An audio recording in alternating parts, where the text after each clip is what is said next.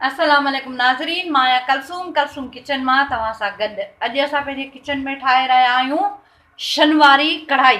वधिक वीडियो ॾिसण लाइ असांजे यूट्यूब चैनल खे सब्सक्राइब, फेसबुक पेज खे लाइक ऐं ट्विटर अकाउंट खे फॉलो करणु न विसारींदा। ये कराची जी रेस्टोरेंट कढ़ाई आहे, मशहूरु कढ़ाई, ॾाढी ज़बरदस्त ऐं सफ़ा थोरे मसाले में ठहण वारी।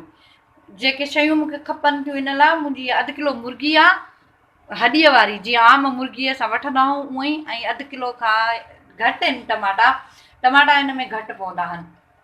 1 चमचो थूम अदरक आहे, 2 चमचा खाइण वारा दहीअ जा आहिनि, 1 चमचो वॾो इहे खाइण वारो ई कारा मिर्च आहिनि, अछो जीरो आहे। बाक़ी अचो त तयारी कयूं असां। त नाज़रीन, मुंहिंजी कढ़ाई बि गरम थी चुकी आहे।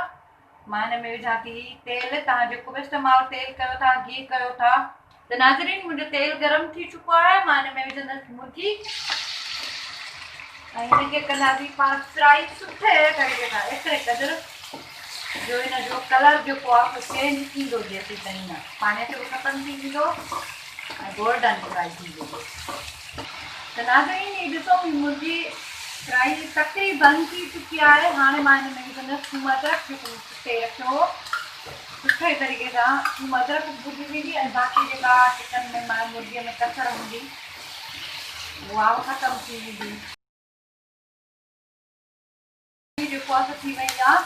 हाणे हिन जॻह ते मां हिन में विझंदसि टमाटा। इहे ॾिसो अधु कटे हुए टमाटा आहिनि, इहे विझंदसि मां। ऐं हिन में विझंदसि मां थोरो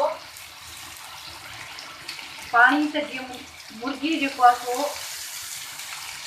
खड़े न, थोरो बिल्कुलु पाणी विझो ऐं टमाटा पंहिंजो पाणी छॾींदा। इन में टमाटा बि ॻरी वेंदा ऐं मुर्गी बि पची वेंदी। ऐं हिनखे लॻाईंदसि मां हाणे 5 खां 10 मिंटनि ताईं ढके जेसिताईं मुंहिंजा टमाटा करनि। त नाज़रीन, इहे ॾिसो मुंहिंजो पाणी बि काफ़ी घटिजी वियो आहे। हाणे विधो ई थोरो ऐं टमाटा बि ॻरी चुका आहिनि हिननि जा। हिन तरह सां तव्हां सभिनी जा छिलका कढी छॾियो। हिकु बि छिलको भाॼीअ में जेको आहे सो न बचंदो आहे ऐं टमाटा बि सभु जो सभु ॻरी वेंदा। त नाज़रीन, हीअ ॾिसो हिननि सभिनी जा छिलका बि लही विया आहिनि ऐं टमाटनि जो काफ़ी जेको आहे सो पाणी बि थी वियो आहे। त हिन में ई फ्राई थी वेंदा, भुॼी वेंदा। हाणे हिन जॻह ते अचण खां पोइ हिन में विझंदसि मां अछो जीरो, 1 चमचो ई आहे, ज़्यादा न आहे। अच्छा, हिन में मां अछो जीरो विधो आहे 1 चमचो। 1 चमचो मां हिन में विझंदसि लूणु, थोरो कलर ॾियण लाइ मूं 1/2 चमचो ॻाढ़ा मिर्च, जेकॾहिं तव्हां विझणु चाहियो। न त हिन में मां विझां थी, विझबा न आहिनि, बिल्कुलु बि न आहिनि विझबा। कारनि मिर्चनि में ई हीअ जेको आहे सो कढ़ाई ठहंदी आहे। पर जेकॾहिं तव्हां थोरा टेस्ट लाइ विझणु चाहियो त विझो। 1/2 चमचे खां घटि आहे बिल्कुलु हेठि। ऐं हिन में को ॿाहिरियों मसाले विझण जी बि ज़रूरत न आहे।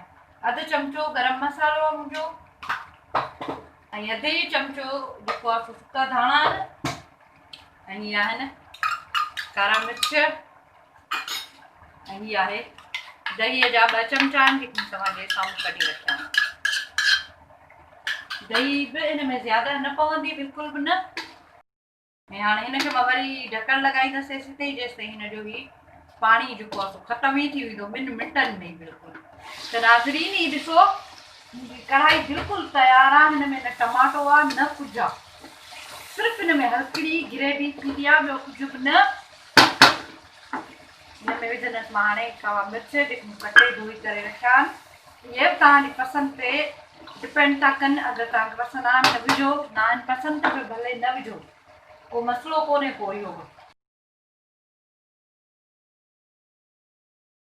उमेद आहे तव्हांखे ज़रूरु पसंदि ईंदी। ज़रूरु ट्राई कजो, शेयर कयो पंहिंजे दोस्तनि खे, मूंखे कमेंट कयो, ॿुधायो तव्हांखे मुंहिंजूं रेसिपियूं कीअं थियूं लॻनि।